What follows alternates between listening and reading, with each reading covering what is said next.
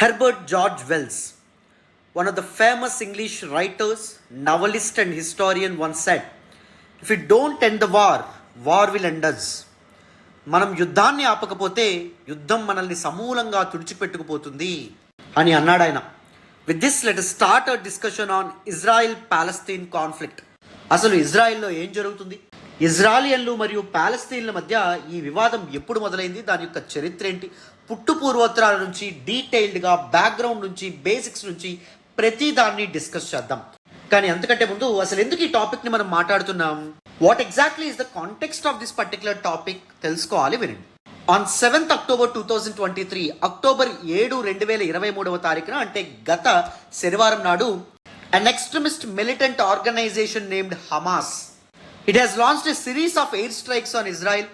Hamas అనేటటువంటి ఉగ్రవాద సంస్థ ఏదైతే ఉంటుందో, పాలస్తీనియన్ ఉగ్రవాద సంస్థ లాంచ్ చేసినటువంటి ఎయిర్ స్ట్రైక్స్ కారణంగా సుమారు 700 మంది ఇజ్రాయిలియన్లు చనిపోవడం అనేటటువంటి జరిగింది.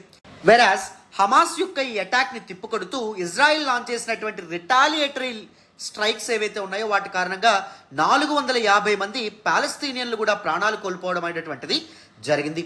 సో సుమారు 1200 మందిని ఇప్పటి వరకు, నేను ఈ వీడియో చేస్తున్నంత వరకు పట్టణ పెట్టుకున్నటువంటి ఈ కాన్ఫ్లిక్ట్, ఈ వివాదం యొక్క చరిత్ర కూలంకషంగా అర్థం చేసుకోవడం అనేటటువంటిది చాలా చాలా ఇంపార్టెంట్. ప్రపంచం చూసినటువంటి చాలా ఫ్రోజన్ కాన్ఫ్లిక్ట్స్లో ఈ ఇజ్రాయెల్ పాలస్తీన్ కాన్ఫ్లిక్ట్ కూడా ఒకటమ్మ. when I say the word frozen conflict, that simply mean ఒక సొల్యూషన్ అనేటటువంటిది రానటువంటి conflicts, like India Pakistan conflict అవ్వచ్చు, లేకపోతే కొరియన్ కాన్ఫ్లిక్ట్ అనేటటువంటిది అవ్వచ్చు, లేకపోతే అర్మేనియా అజర్బైజాన్ కాన్ఫ్లిక్ట్ అనేటటువంటిది అవ్వచ్చు, లేకపోతే సూడాన్ కాన్ఫ్లిక్ట్ అనేటటువంటిది అవ్వచ్చు, what not. All these conflicts are considered as frozen conflicts, ఎందుకంటే నియర్ ఫ్యూచర్లో ఎటువంటి సొల్యూషన్ కనిపించినటువంటి కాన్ఫ్లిక్ట్స్గా మనం వీటిని పరిగణించవచ్చు. సో అందులో ముఖ్యమైనటువంటిది Israel Palestine conflict. So very important for our UPSC civil service examination and APSC TSPSC exams as well. So జాగ్రత్తగా అటెన్షన్ పే చేసుకుంటే డీటెయిల్డ్గా ఈ టాపిక్ గురించి ఎక్స్ప్లెయిన్ చేస్తాను, వినండి. Before understanding the historical background of this Israel Palestine conflict, let us try to understand the geographical locus or location of this land of Israel. ఇంతకీ Israel అనేటటువంటిది ఎక్కడుంది, ఇంతకీ పాలస్తీనా అంటే ఏంటి, సో వాటి యొక్క జాగ్రఫికల్ లొకేషన్ ఏదైతే ఉందో అది మనం తెలుసుకోవాలి. సో ఇక్కడ మీ ముందు కనిపిస్తున్నటువంటి వరల్డ్ మ్యాప్లో దిస్ పర్టికులర్ రీజన్ ఏదైతే ఉంటుందో దాని మీద ఫోకస్ ఒకసారి నిలపండి. This particular region is actually called as Middle Eastern reason.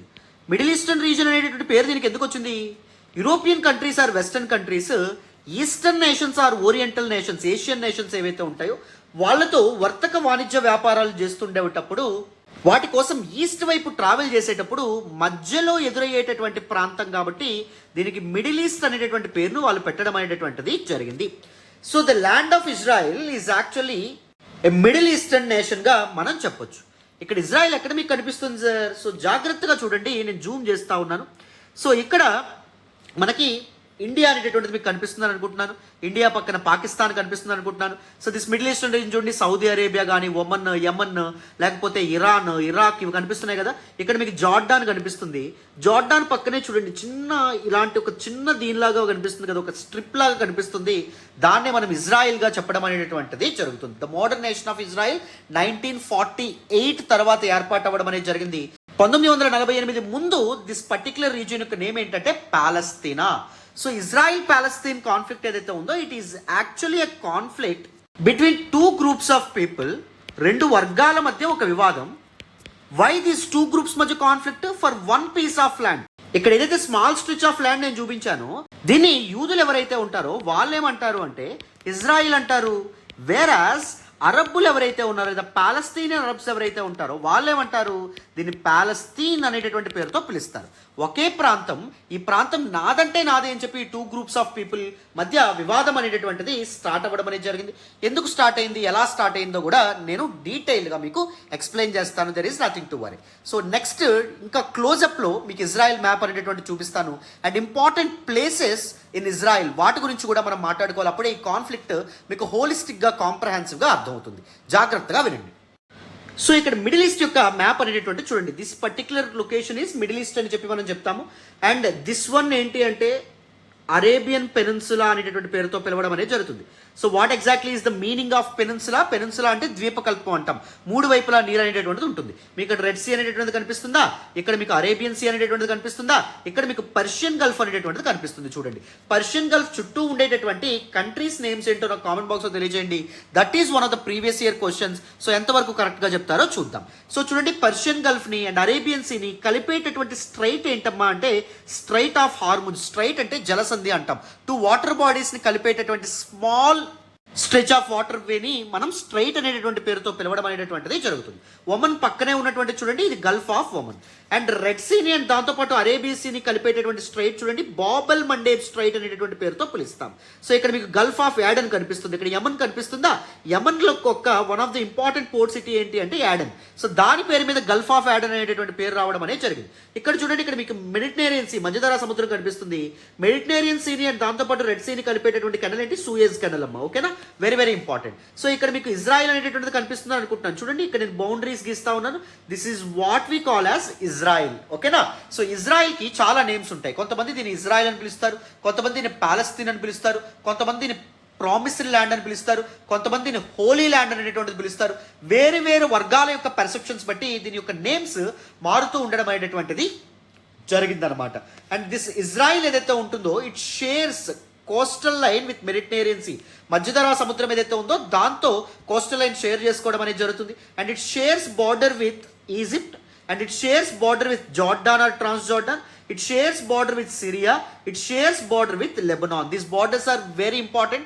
Geography of a particular topic చాలా చాలా ఇంపార్టెంట్ అమ్మా. అందుకే దీని మీద స్పెషల్గా నేను ఫోకస్ అనేటటువంటిది చేస్తున్నాను.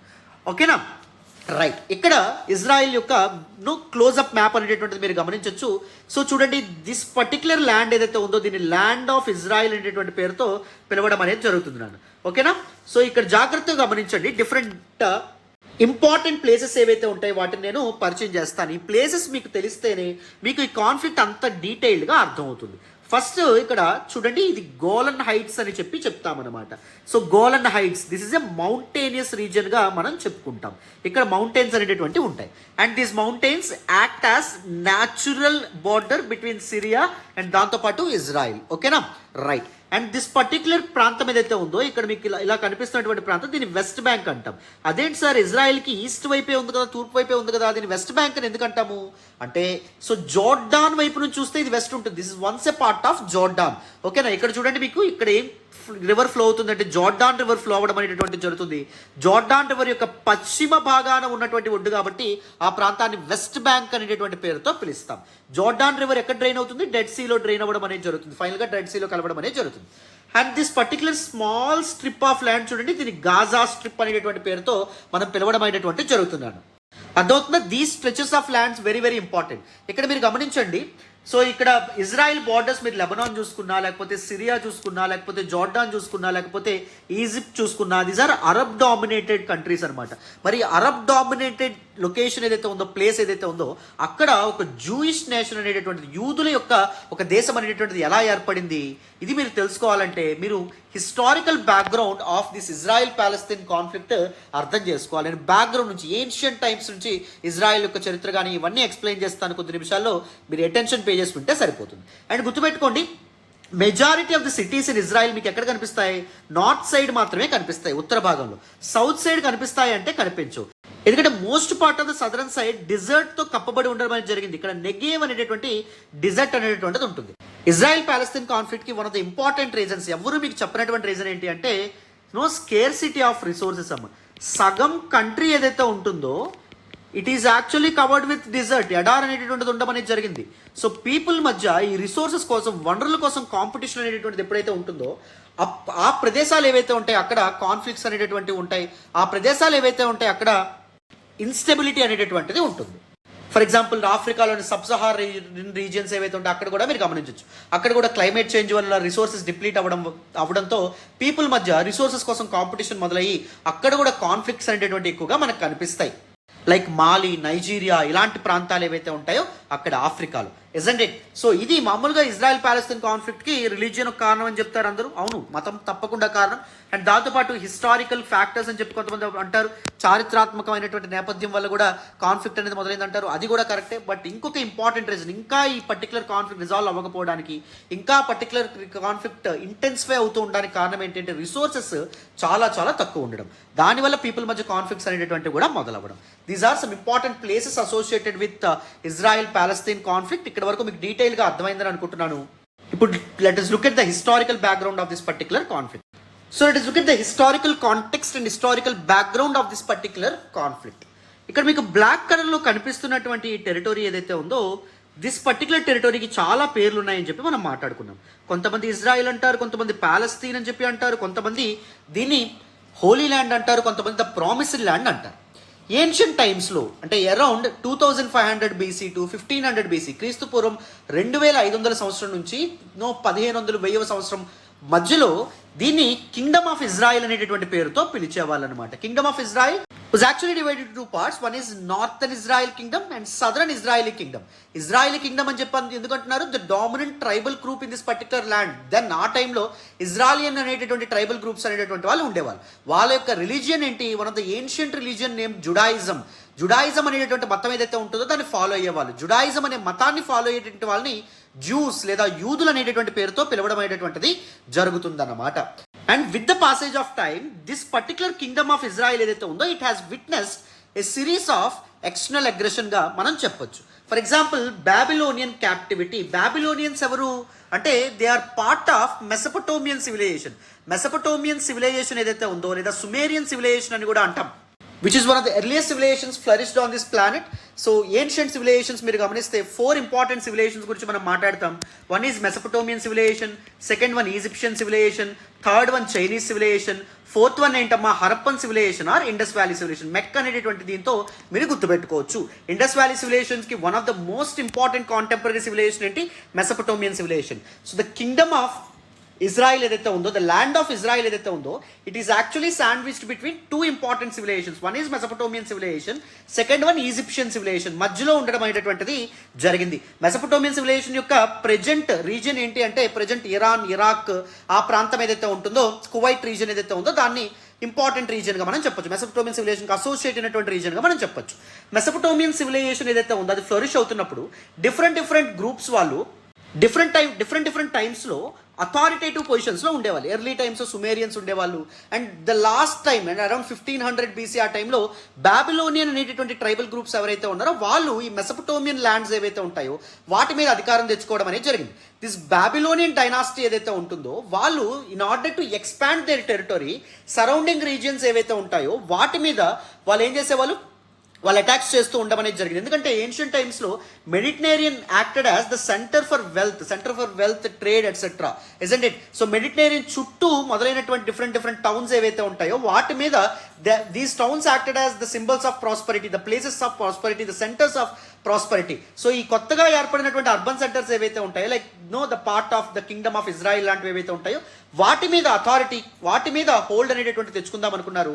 సో బాబిలోనియన్స్ వీళ్ళ మీద అటాక్ చేయడం అనేటువంటి జరిగింది కింగ్డమ్ ఆఫ్ ఇజ్రాయిల్ మీద.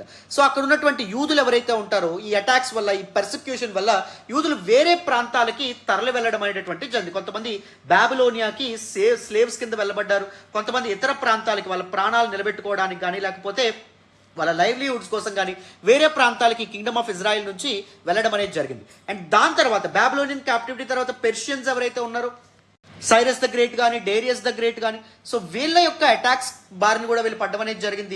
అండ్ దాని కారణంగా కూడా యూదులు ఎవరైతే ఉన్నారో ఫోర్స్డ్ డిస్ప్లేస్మెంట్ గురయ్యారు, వేరే ప్రాంతాలకు తరలి రావాల్సినటువంటి పరిస్థితి. తర్వాత అలెగ్జాండర్ నేతృత్వంలో గ్రీకులు కూడా దండయాత్రలు చేయడం అనేది జరిగింది. తర్వాత రోమన్లు ఎవరైతే ఉన్నారో వాళ్ళు కూడా ఈ ప్రాంతాలని మీద దండయాత్రలు చేయడం అనేటటువంటి జరిగింది, ప్రాంతాన్ని తమ కంట్రోల్లోకి తెచ్చుకోవడం అనేటటువంటి జరిగింది. మీ అందరికీ తెలుసని అనుకుంటున్నాను. జూస్ ఎవరైతే ఉన్నారో, యూదులు ఎవరైతే ఉన్నారో, these people actually believed as traitors of Christianity or the murderers of Jesus Christ. So Romans ఎవరైతే ఉన్నారో they are actually traditional Roman Catholic church ఏదైతే ఉందో దాన్ని ఫాలో అవ్వడం అనేది జరిగింది. ట్రెడిషనల్ క్రిస్టియానిటీ ఏదైతే ఉందో దాన్ని ఫాలో అవ్వడం అనేది జరిగింది. సో వాళ్ళు యూదులను ఎలా చూసేవాళ్ళు, క్రీస్తుకు సిలువ వేసి క్రీస్తుని చంపినటువంటి వాళ్ళుగా యూదుల్ని వాళ్ళు పరిగణించడం అనేది జరిగింది. సో దీస్ జూస్ ఎవరైతే ఉన్నారో they were largely persecuted historically even with Romans as well. And దాని తర్వాత 7th to 18th century AD వచ్చేటప్పటికి ఇస్లాం అనేటటువంటిది ఒక డామినెంట్ రిలీజియన్గా ఎదగడం అనేటువంటిది జరిగింది. దాని తర్వాత 14th century నాటికి 1320s నాటికి one of the greatest Islamic empire that is Ottoman empire ఏదైతే ఉందో అది ఎస్టాబ్లిష్ అవ్వడం అనేటువంటి జరిగింది. Region of West Asia and దాంతోపాటు నార్థన్ ఆఫ్రికన్ రీజన్, ఇప్పుడు ఇజ్రాయెల్ కింగ్డమ్ ఏదైతే ఉంటుందో అక్కడ ఏం ఏర్పడింది, ఒట్టమన్ ఎంపైర్ ఎస్టాబ్లిష్ అవ్వడం అనేటువంటి జరిగింది. ఒట్టమన్ ఎంపైర్ ఎస్టాబ్లిష్ అయిన తర్వాత జ్యూస్ ఎవరైతే ఉన్నారో, యూదులు ఎవరైతే ఉన్నారో వాళ్ళు వేరే ప్రాంతాలకి ఫోర్స్ఫుల్గా తరలి వెళ్లాల్సినటువంటి పరిస్థితి ఏర్పడింది. And this particular kingdom of Israel ఏదైతే ఉంటుందో it became one of the province of Palestine, Arab పాలస్తీన్గా మారడం అనేది జరిగింది. ఒటమన్స్ ది పర్టికులర్ రీజియన్ని పాలస్తీన్ అనేటటువంటి ఒక ప్రావిన్స్గా గుర్తించడం అనేది జరిగింది. So this particular region then housed many Arab people. So Arabs ఎవరైతే ఉన్నారో, మహమ్మదీయులు ఎవరైతే ఉంటారో వాళ్ళు ఎక్కువగా నివాసాలు, సెటిల్మెంట్స్ ఇక్కడ ఏర్పాటు చేసుకోవడం అనేది జరిగింది. ఆల్మోస్ట్ జూయిష్ పాపులేషన్ ఓన్లీ 2%కి మాత్రం రిస్ట్రిక్ట్ అవ్వడం అనేది జరిగింది. 98% అరబ్స్ మాత్రమే ఉన్నారు. అరబ్స్ ఈ ప్రాంతాన్ని ఏ పేరుతో పిలుచుకున్నారు, పాలస్తీన్ అనేటటువంటి పేరుతో పిలుచుకోవడం అనేటటువంటిది జరిగింది. And the concept of Jewish డయాస్పొరా. So ఈ హిస్టారికల్గా యూదులు ఎవరైతే ఉన్నారో వాళ్ళు పర్సెక్యూషన్కి గురవడం వల్ల వారు వేరు ప్రాంతాలకి ఫోర్స్ఫుల్గా డిస్ప్లేస్ అవ్వడం అనేటటువంటిది జరిగింది. ప్రపంచంలో ఎక్కడికి వెళ్ళినా మనకు యూదులు కనిపిస్తారంట. ఎందుకంటే because of this historical persecutions, historical foreign attacks and external aggression వాళ్ళు వేరే ప్రాంతాలకు తరలి వెళ్లాల్సినటువంటి పరిస్థితి ఏర్పడడం అనేటటువంటిది జరిగింది. Jews were persecuted historically because of their religious believes and foreign nature. వాళ్ళు ఎంతకన్నా ఆ నేటివ్ పీపుల్ ఎలా చూసేవాళ్ళు అంటే వీళ్ళు వేరే ప్రాంతం నుంచి వచ్చేవాళ్ళు, వీళ్ళు మనవాళ్ళు కాదు అనేటటువంటి ఒక డిస్క్రిమినేషన్తో, వివక్షతో చూడబడ్డం అనేటటువంటిది జరిగింది యూదులు ఎవరైతే ఉన్నారో వాళ్ళు. And around the dawn of 19th century 1800 సంవత్సరం మొదలయ్యేటప్పటికీ యూరోప్లో ఏం మొదలైంది అంటే the sense or spirit of nationalism అనేటువంటిది డెవలప్ అయింది. జాతీయవాదం అనేది డెవలప్ అయింది. The sense of belongingness to one nation. Spain people వాళ్ళ కల్చర్, వాళ్ళ లాంగ్వేజ్ అన్నట్టుగా స్పెయిన్ అనే కంట్రీగా అవ్వాలనుకున్నారు. ఇటలీకి చెందినటువంటి పీపుల్ ఒక ఇటలీ అనేటటువంటి కొత్త మోడర్న్ నేషనల్ స్టేట్గా మారదామని చెప్పి అనుకున్నారు. సో ఎప్పుడైతే నేషనలిజం డెవలప్ అవ్వడం అనేటటువంటి జరిగిందో the foreigners that is Jews ఎవరైతే ఉన్నారు వీరి రిలీజియస్ ప్రాక్టీసెస్ డిఫరెంట్, వీరి కల్చరల్ ప్రాక్టీసెస్ డిఫరెంట్, వీళ్ళ యొక్క customs, beliefs, everything is different. They were seen as foreigners. Nationalism మిగిలిన ప్రాంతాల్లో నేషనలిజం డెవలప్ అవుతుంది. మేమందరం ఒక కల్చర్కి చెందినటువంటి వాళ్ళం, సో మేమందరం ఒక దేశీయులు అనే భావన మొదలవుతుంది. సో అందుకోసం అని చెప్పి యూదులు ఎవరైతే ఉంటారో, జ్యూస్ ఎవరైతే ఉంటారో వాళ్ళని మిగిలిన వాళ్ళందరూ డిస్క్రిమినేట్ చేయడం అనేటువంటిది మొదలుపెట్టారు. సరిగ్గా అదే సమయంలో 1897 నుంచి 1900 సంవత్సరం నాటికి జియోనిస్ట్ మూవ్మెంట్ అనేటటువంటిది స్టార్ట్ అయింది. అంటే వేరు ప్రాంతాల్లో డిస్ప్లేస్ అయినటువంటి యూదులు ఎవరైతే ఉన్నారో వాళ్ళందరూ ఒక తాటి మీదకి వచ్చి వాళ్ళందరూ వాళ్ళ యాన్సిస్ట్రల్ హోమ్ల్యాండ్ అయినటువంటి ద కింగ్డమ్ ఆఫ్ ఇజ్రాయిల్ ఏదైతే ఉందో ఇక్కడికి చేరుకోవాలి. ఎందుకు వేరే ప్రాంతాల్లో బిక్కు అంటూ బతకడం, వేరే ప్రాంతాల వాళ్ళు వివక్ష చూపిస్తున్నా, వేరే ప్రాంతాల వాళ్ళు కష్టాలు పెడుతున్నా, వేరే ప్రాంతాల వాళ్ళు వివక్ష చూపిస్తున్నా, అబ్యూజ్ చేస్తున్నా, ఎందుకు అక్కడ ఉండడం, యాన్సిస్ట్రల్ హోమ్ల్యాండ్ ఉంది కదా, సో అక్కడ వెళ్ళిపోదామని చెప్పి వాళ్ళు అనుకోవడం అనేది జరిగింది. అప్పుడే ద వరల్డ్ జియోనిస్ట్ ఆర్గనైజేషన్ ఏదైతే ఉంటుందో అది స్టార్ట్ అవ్వడం అనేటటువంటిది జరిగింది. దిస్ పర్టికులర్ ఆర్గనైజేషన్ ఏదైతే ఉందో ఇది ఎస్టాబ్లిష్ అయిన తర్వాత చాలా మంది యూదులు ఎవరైతే ఉంటారో వాళ్ళకి ఎకనామికల్గా సపోర్ట్ చేయడం అనేది జరిగింది. ఎందుకు, to migrate towards the kingdom of Israel ఏదైతే ఉందో అక్కడికి అందరూ మైగ్రేట్ అయ్యి అక్కడ ఒక సెపరేట్ నేషన్ స్టేట్ వాళ్ళందరూ ఏర్పాటు చేసుకుందాం అనే భావన ఏదైతే ఉందో అది ఆ సమయంలో జియోనిస్ట్ మూవ్మెంట్ ద్వారా స్టార్ట్ అవ్వడం అనేది జరిగింది.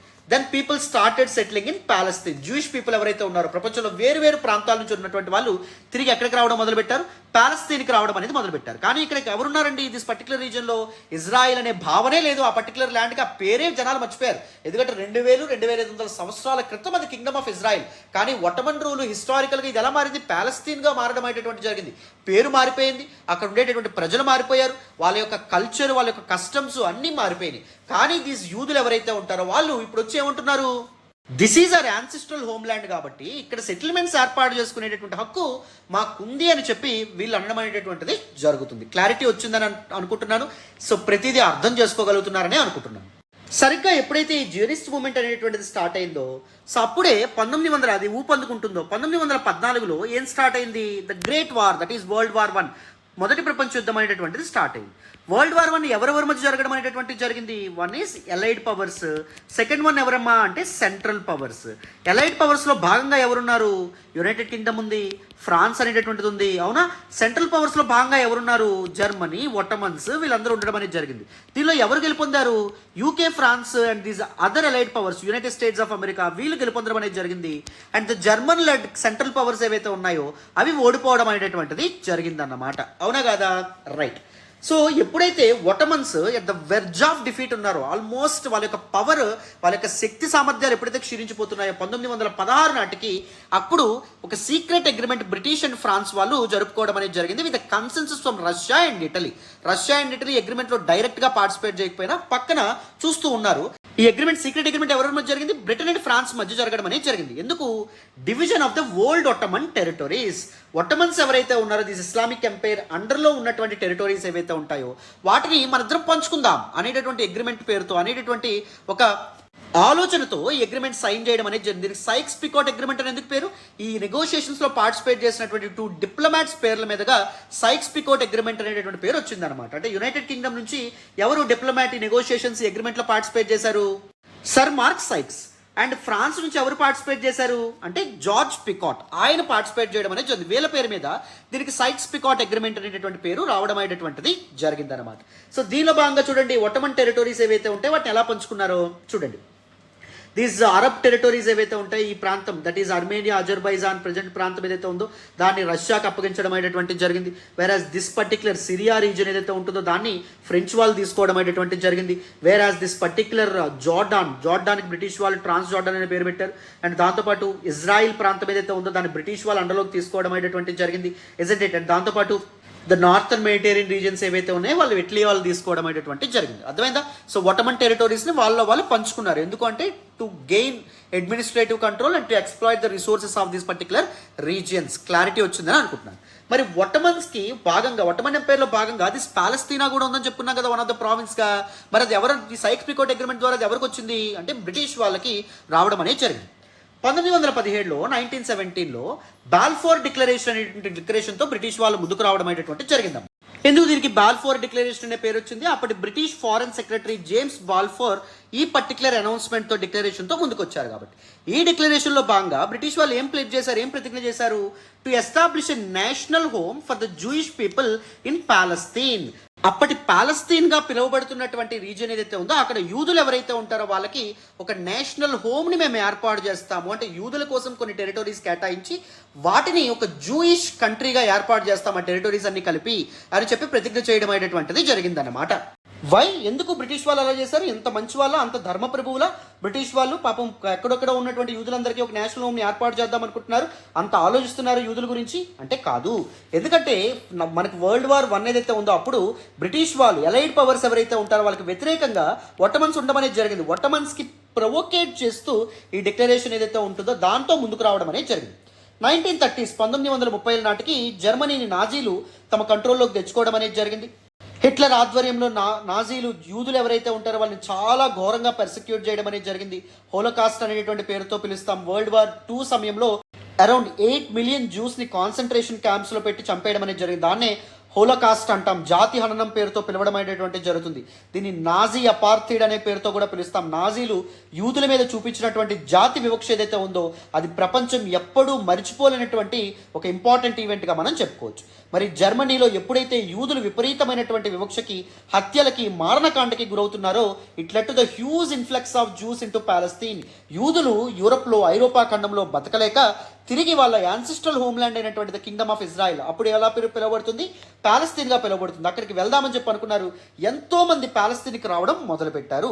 ఎప్పుడైతే దిస్ ఇన్ఫ్లక్స్ ఆఫ్ జ్యూస్, యూదుల యొక్క రావడం, యూదులు పాలస్తీన్కి రావడం విపరీతంగా పెరుగుతుందో, జ్యూస్ పాపులేషన్ పాలస్తీన్లో విపరీతంగా పెరుగుతుందో, కాన్ఫ్లిక్ట్స్ అరబ్బులకి, అప్పుడే అక్కడ ఎవరు ఉంటున్నారు? పాలస్తీన్లో అరబ్స్ ఉంటున్నారు.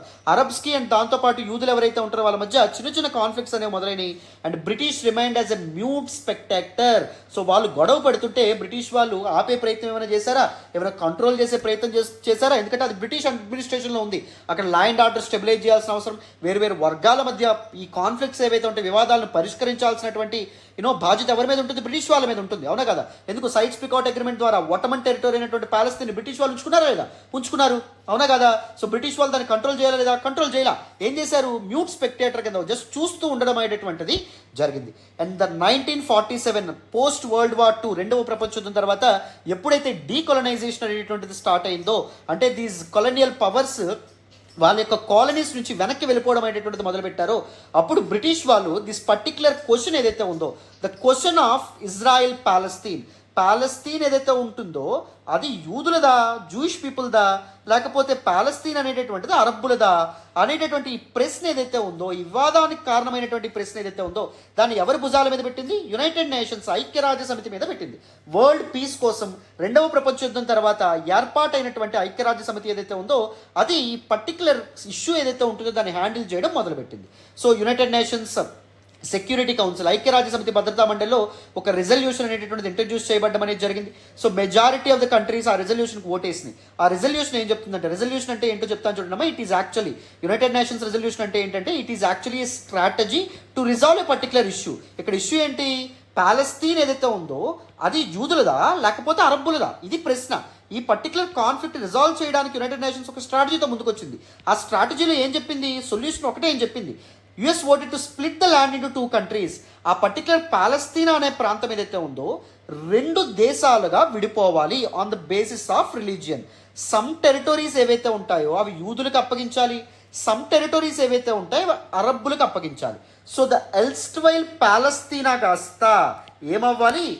జూయిష్ టెరిటరీస్ ఏవైతే ఉంటాయో అవన్నీ ఇజ్రాయిల్గా ఏర్పడాలి, ఇజ్రాయిల్ అనే దేశంగా. అండ్ అరబ్ డామినేటెడ్ టెరిటరీస్ ఏవైతే ఉన్నాయో ప్యాలెస్తీన్గా ఏర్పడాలి అని చెప్పి యునైటెడ్ నేషన్స్ నిర్ణయం తీసుకోవడం అనేది జరిగింది. ఈ రెజల్యూషన్లో అప్పుడు ఇండియా ఎగనెస్ట్గా ఓటేయడం అనేటువంటిది జరిగిందమ్మా. ఎందుకంటే on the basis of religion ఒక ప్రాంతం 2 దేశాలుగా విడిపోవడం అనేటువంటిది మన ఎర్లీ లీడర్షిప్ నచ్చల. జవహర్లాల్ నెహ్రూ కానీ, మహాత్మా గాంధీ కానీ వీళ్ళందరికీ. సో ఆల్రెడీ మనం we have actually face the brunt of partition. 1947లో మనకి స్వాతంత్రం వచ్చింది. స్వాతంత్రం వస్తా పార్టీషన్, దేశ విభజనకు కారణం అవడం అనేది జరిగింది. పార్టీషన్ కాస్త కమ్యూనల్ రియాట్స్, కమ్యూనల్ వైలెన్స్కి దారితీయడం అనేది జరిగింది. ఫోర్స్డ్ డిస్ప్లేస్మెంట్కి కారణం అవ్వడం అనేటువంటిది జరిగింది. జనరేషన్స్గా ఒక ప్రాంతంలో ఉండేటటువంటి పీపుల్ వేరే ప్రాంతాలకి తరలి వెళ్లాల్సినటువంటి అవసరం ఏర్పడడం అనేది జరిగింది. రెఫ్యూజీ క్రైసిస్ ఏదైతే ఉంటుందో అది ఏర్పడడం అనేది జరిగింది.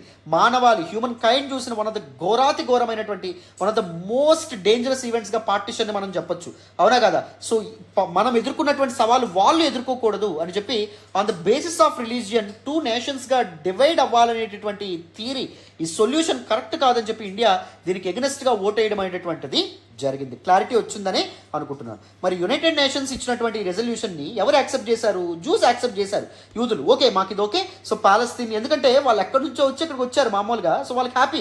ఎందుకంటే కొన్ని టెరిటరీస్ యూదులకు ఉంటున్నాయి, యూదులకు హ్యాపీగా వచ్చేస్తున్నాయి. సో సమ్ టెరిటరీస్ ఇజ్రాయెల్ ఏర్పడుతుంది అంటున్నారు, సమ్ టెరిటరీస్ ఇది ప్యాలెస్తీన్గా ఏర్పడుతుంది అంటున్నారు. మాకు అంతకంటే ఏం కావాలని చెప్పి అప్పటి జూయిష్ లీడర్షిప్ ఎవరైతే ఉన్నారో వాళ్ళు దానికి ఒప్పుకున్నారు. బట్ అరబ్స్ ఎవరైతే ఉన్నారో ఒప్పుకున్నారా? ఒప్పుకోలేదు. అదేంటది ప్యాలెస్తీన్గా మేము మొన్నటి వరకు ఇక్కడే ఉన్నాం కదా, ఇప్పటి వరకు ఇక్కడే ఉన్నాం కదా, 1917 నుంచో లేకపోతే 1900 సంవత్సరం నుంచో వాళ్ళు వేరు ప్రాంతాల నుంచి యాన్సిస్ట్రల్ హోమ్ ల్యాండ్ అనే పేరుతో యూదులందరూ ఇక్కడికి వచ్చారు. వస్తే మేము మొత్తం ల్యాండ్లో సగం ల్యాండ్ మేము ఎలా ఇచ్చేస్తాము ఎవరికి? జూస్కి. ఇజ్రాయెల్ అనే సెపరేట్ నేషన్ ఏర్పాటు చేయాలనే ఆలోచన వీళ్ళకి ఎలా వస్తుంది? మా గురించి వీళ్ళు ఆలోచించరా అని చెప్పి దీస్ అరబ్స్ ఎవరైతే ఉంటారో వాళ్ళు దీనికి ఎగనెస్ట్గా ఉండడం అనేటటువంటిది జరిగింది. అరబ్బులు ఎగనెస్ట్గా ఉన్నప్పటికీ ఇజ్రాయిల్ మాత్రం 1948లో ఇజ్రాయిల్ యొక్క లీడర్షిప్ కలిపి ఏం అనౌన్స్ చేయడం అనేది జరిగింది? Establishment of a new modern nation, that is Israel. Israel అనేటటువంటి పేరుతో యూదులందరూ కలిపి ఒక పర్టికులర్ కంట్రీ అనేటటువంటిది ఏర్పాటు చేసుకుంటున్నామని చెప్పి ప్రకటించడం అనేది జరిగింది.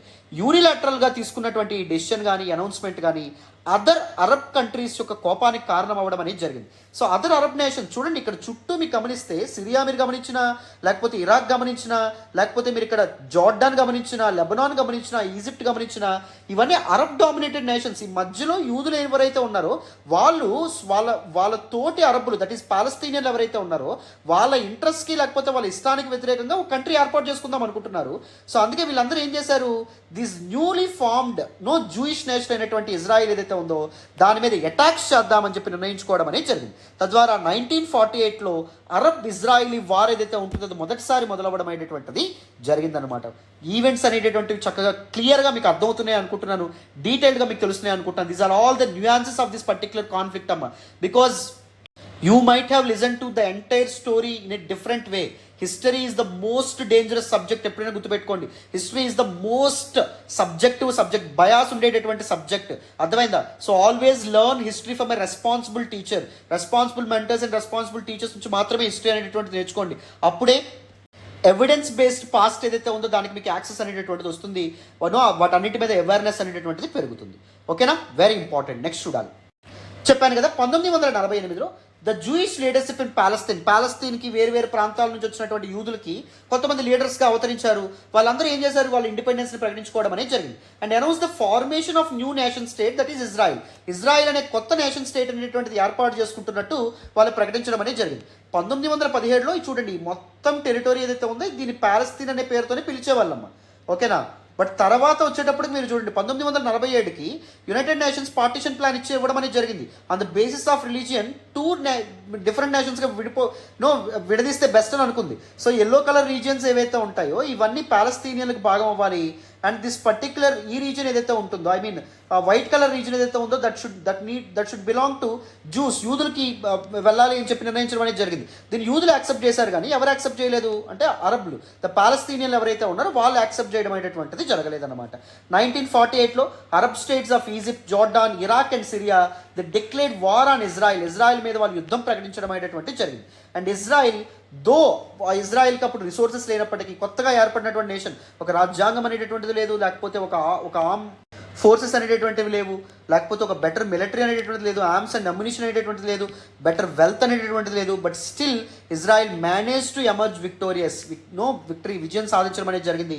And started adopting aggressive expansionist policy. ఈ అరబ్ పవర్స్ ఏవైతే ఉంటాయో వాటికి వ్యతిరేకంగా ఎక్స్పాన్సిస్ట్ పాలసీ ఏదైతే ఉంటుందో దాన్ని ఆచరించడం అనేది జరిగింది. చూడండి, 1949 నుంచి 67కి వచ్చేటప్పటికి పాలస్తీనియన్ అండర్లో ఉన్న టెరిటరీస్ ఎంత తక్కువగా అయిపోవడం అనేది జరిగిందో. This is what Gaza strip, this is what west bank ఏదైతే ఉంటుందో వెస్ట్ బ్యాంక్. అర్థమైందా? సో ఇవి మాత్రమే పాలస్తీనియన్ కంట్రోల్ ఉన్నాయి, మిగిలిందంతా ఇజ్రాయిల్ ఆక్రమించడం అనేది జరిగింది. Very aggressive expansionist policy and దాంతోపాటు వెరీ అగ్రెసివ్ ఐరన్ ఫిస్ట్ పాలసీతో ముందుకు రావడం అనేది. ఎలా అయినా పాలస్తీనియన్ అనగదొక్కేయాలి, అరబ్ పవర్ ఏదైతే ఉంటుందో దాన్ని మిటిగేట్ చేయాలని చెప్పి ఇజ్రాయిల్ నిర్ణయించుకోవడం అనేటువంటిది జరిగింది. Beginning of Palestine refugee crisis and the creation of a terrorist organisation PLO. So మొత్తానికి దిస్ పర్టికులర్ ఇజ్రాయిల్ ఎవరైతే ఉన్నారో, యూదులు ఎవరైతే ఉన్నారో, ఎక్స్పాన్సిస్ట్ పాలసీస్ వల్ల పాలస్తీనియన్ ల్యాండ్ వీళ్ళు ఆక్రమించుకుంటూ ఉండడం వల్ల పాలస్తీన్లు భయభ్రాంతులకు గురై వేరే ప్రాంతాలకి రెఫ్యూజీలుగా, శరణార్థులుగా వెళ్ళడం అనేటువంటి జరిగింది, ప్రాణాలను అరచేత పట్టుకొని. అండ్ దాని తర్వాత terrorist organisation for the interest of Palestine యొక్క వాయిస్ రైజ్ చేయడానికి, వాళ్ళ యొక్క ఇంట్రెస్ట్ కాపాడడానికి ఒక టెర్రరిస్ట్ ఆర్గనైజేషన్, ఉగ్రవాద సంస్థ ఏర్పడింది. దాన్నే పాలస్తీనియన్ లిబరేషన్ ఆర్గనైజేషన్ అంటాం. 1964లో ఇది ఏర్పాటు అవ్వడం అనేది జరిగింది. ఎందుకు? In order to check Israel's aggressive expansionist policy and iron fist policy, and in order to give voices to the plight and concerns of Palestinians. అరబులు ఎవరైతే ఉంటారో వాళ్ళ యొక్క కష్టాలను, కన్నీళ్లను ప్రపంచ దేశాలకు తెలియపరచడానికి. అర్థమైందా? క్లారిటీ వచ్చిందని అనుకుంటున్నాను ఏం జరిగిందో. సో ఇక్కడ చూడండి అమ్మ, 1947 నాటికి ఏం జరగడం అనేది మొత్తం ప్యాలెస్తీన్గా ఉండడం అనేది జరిగింది. This is actually called as Palestine. ఓకేనా? కానీ 1891 నుంచి 1947 మధ్యలో చాలా మంది యూదులు వేరు ప్రాంతాల నుంచి వచ్చారని చెప్పాం కదా. సో చూడండి, బార్డర్ రీజియన్స్ వాళ్ళు ఏం చేశారు, నివాసాలు, సెటిల్మెంట్స్ ఏర్పాటు చేసుకోవడం జరిగింది. 1947లో యునైటెడ్ నేషన్స్కి ఎప్పుడైతే ఈ వివాదం అనేది వెళ్ళిందో వాళ్ళు ఒక పార్టిషన్ ప్లాన్తో ముందుకు వచ్చారన్నమాట. సో ఈ గ్రీన్ కలర్ రీజియన్ అనేటటువంటిది అరబ్బులకు అప్పగించారు, అండ్ ఈ వైట్ కలర్ రీజియన్ అనేటటువంటిది యూదులకి ఇజ్రాయిల్ పేరుతో అప్పగించడం అనేటటువంటి జరిగింది. దీన్ని యూదులు ఎవరైతే ఉన్నారో వాళ్ళు యాక్సెప్ట్ చేశారు, బట్ అరబ్బులు ఎవరైతే ఉన్నారో వాళ్ళు యాక్సెప్ట్ చేయలేదు. అరబ్బులు యాక్సెప్ట్ చేయకపోయినా సరే ఇజ్రాయిల్ 1948లో మేము ఇండిపెండెంట్గా ఒక సెపరేట్ మోడర్న్ నేషన్ స్టేట్ని ఏర్పాటు చేసుకుందామని చెప్పి ప్రకటించడంతో this particular Palestinians and their friendly Arab nations అన్ని కలిపి ఇజ్రాయిల్ మీద అటాక్ చేయడం అనేది జరిగింది. Israel emerged as victorious in this particular war. So Arab Israeli war ఏదైతే ఉందో దానిలో విజయం సాధించడం అనేది జరిగింది. దాని తర్వాత ఇజ్రాయిల్ ఇంకా అగ్రెసివ్ ఎక్స్పాన్సిస్ట్ పాలసీతో ముందుకెళ్లడం అనేది జరిగింది. That triggered Palestinian refugee crisis and that led to the establishment of Palestinian liberation organisation 1964. Present చూడండి, పాలస్తీనియన్ల అండర్లో ఓన్లీ చాలా తక్కువ టెరిటరీస్ మాత్రమే ఉన్నాయి. గుర్తుపెట్టుకోండి, ఇదంతా పాలస్తీనియన్ అమ్మ ఫస్ట్. బట్ కానీ చూడండి యూదులు ఎవరైతే ఉన్నారో ఎంత మేరకు వాళ్ళు యాన్సిస్ట్రల్ హోమ్ ల్యాండ్ అనేటటువంటి పేరుతో ఇంత మేరకు ల్యాండ్ అనేటటువంటి తమ కంట్రోల్లో తెచ్చుకున్నారు.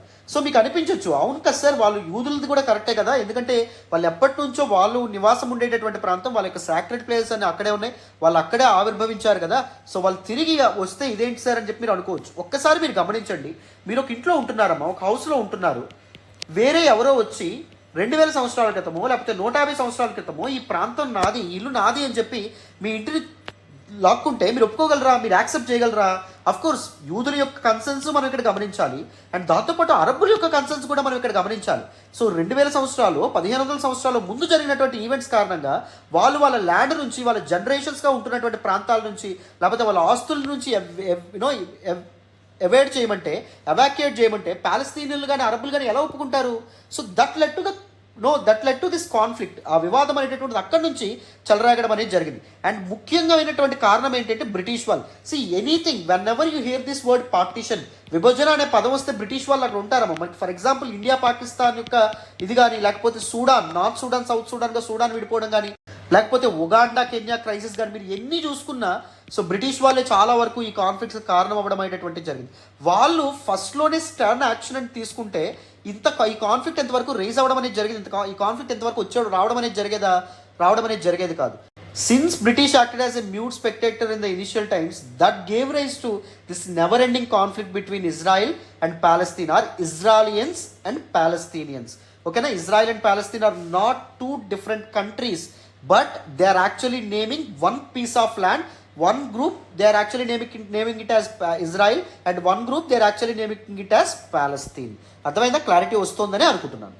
సో తర్వాత with the passage of time in 1967, Israel started launching attacks on other surrounding Arab nations like Egypt మీద, సిరియా మీద, జోర్డాన్ మీద అటాక్స్ అనేటటువంటి లాంచ్ చేసింది. దాన్నే ఫేమస్ 6 డే వార్గా చెప్పుకుంటాం. దీనిలో కూడా ఇజ్రాయిల్ విజయం సాధించడం అనేటువంటి జరిగింది. ఈ విజయంలో భాగంగా సిరియా నుంచి గోలన్ హైట్స్ ఏవైతే ఉంటాయో వాటిని క్యాప్చర్ చేసుకోవడం అనేది జరిగింది. వెరస్ జోర్డాన్ లేదా ట్రాన్స్ జోర్డాన్ నుంచి west bank and east Jerusalem ప్రాంతాలు ఏవైతే ఉంటాయో వాటిని ఆక్రమించుకోవడం అనేది జరిగింది. అండ్ ఈజిప్ట్ నుంచి సినాయి పెనిన్సులా ఏదైతే ఉంటుందో అండ్ గాజా స్ట్రిప్ ఏదైతే ఉందో దాన్ని ఆక్రమించుకోవడం అనేది జరిగింది. This is what Sinai peninsula. అర్థమైందా? ఇక్కడ this is now part of Egypt, but అప్పుడు ఈజిప్ట్ నుంచి ఇజ్రాయిల్ ఏదైతే ఉందో అది లాక్కోవడం అనేటువంటి జరిగింది. Gaza and West Bank are together known as occupied territories after the 1967 war. 1967 యుద్ధం ఏదైతే జరిగిందో 6 డే వార్, దాని తర్వాత ఇజ్రాయిల్ ఈ 2 ప్రాంతాలను ఆక్రమించుకుంది కాబట్టి గాజా స్ట్రిప్ అండ్ దాంతోపాటు వెస్ట్ బ్యాంక్ను ఆక్రమించుకుంది కాబట్టి దాన్ని ఆక్యుపైడ్ టెరిటరీస్గా ప్రపంచ దేశాలు గుర్తిస్తాయన్నమాట. సో 1967లో జరిగినటువంటి ఈ 6 డే వార్ తర్వాత యునైటెడ్ నేషన్స్ సెక్యూరిటీ కౌన్సిల్ ఒక రెజల్యూషన్ అనేటువంటిది అడాప్ట్ చేసుకోవడం అనేది జరిగింది, ల్యాండ్ ఫర్ పీస్ అనేటటువంటి పేరుతో. సో దీనిలో భాగంగా ఏం చెప్పింది ఇజ్రాయిల్కి, Israel is mandated to return the captured territories to defeated nations. So ఒక యుద్ధంలో ఓడిపోయినటువంటి నువ్వు గెలిచినప్పటికీ ఓడిపోయినటువంటి దేశాల నుంచి టెరిటరీస్ని ఆక్రమించుకోవడం అనేటువంటిది ఇంటర్నేషనల్ లాకి వ్యతిరేకం అని చెప్పి యునైటెడ్ నేషన్స్ సెక్యూరిటీ కౌన్సిల్ ఇజ్రాయిల్కి హెచ్చరించడం అనేటువంటి జరిగింది. నువ్వేవైతే ల్యాండ్స్ని టెరిటరీస్ని క్యాప్చర్ చేసుకున్నావో వాటిని తిరిగి అప్పగించు అని చెప్పి ఇజ్రాయిల్కి యునైటెడ్ నేషన్స్ సెక్యూరిటీ కౌన్సిల్ చెప్పిందనమాట. దీన్ని ఇజ్రాయిల్ ఏం చేసింది, రిజెక్ట్ చేయడం అనేటువంటి జరిగింది. నేను అసలు దీనికి ఒప్పుకోను అని చెప్పడం అనేది జరిగింది. చూడండి సినై పెనిన్సులా ఇక్కడ కనిపిస్తుందని అనుకుంటున్నాను. పెనిన్సులా ఎందుకంటే 3 వైపులా వాటర్ అనేటటువంటిది ఉంటుంది కాబట్టి, అర్థమైందా? అందుకే పెనిన్సులా అనే పేరుతో పిలుస్తాం. అయితే ఎప్పుడైతే ఇజ్రాయిల్ ఈ పర్టికులర్ రిజల్యూషన్ రిజెక్ట్ చేసిందో 1973లో మళ్ళీ అరబ్ ఇజ్రాయిల్ వార్ ఏదైతే ఉందో మొదలైంది. దాన్నే యోమ్ కిప్పూర్ వార్ అనేటువంటి పేరుతో పిలుస్తాం. దీనిలో ఇజ్రాయిల్ కొన్ని సెట్ బ్యాక్స్కి గురవడం అనేటువంటి జరిగింది, కొన్ని డిఫీట్స్ అనేటటువంటివి చూడడం అనేటువంటిది జరిగింది. 1979లో మొత్తానికి ఇజ్రాయిల్ అండ్ ఈజిప్ట్ మధ్య ఒక పీస్ ట్రీటీ, ఒక శాంతి ఒప్పందం అనేటువంటిది జరిగింది. ఈ శాంతి ఒప్పందంలో భాగంగా ఇజ్రాయిల్ ఏం చేసింది అంటే తను ముందు 6 డే వార్లో భాగంగా ఆక్రమించుకున్నటువంటి సినై పెనిన్సులాని ఈజిప్ట్కి 1982లో అప్పగించడం అనేటువంటి జరిగింది. And Egypt became the first Arab nation to officially recognise Israel as a state. ఇజ్రాయిల్ని ఒక నేషన్గా గుర్తించినటువంటి మొదటి అరబ్ దేశం ఎవరు అంటే ఈజిప్ట్.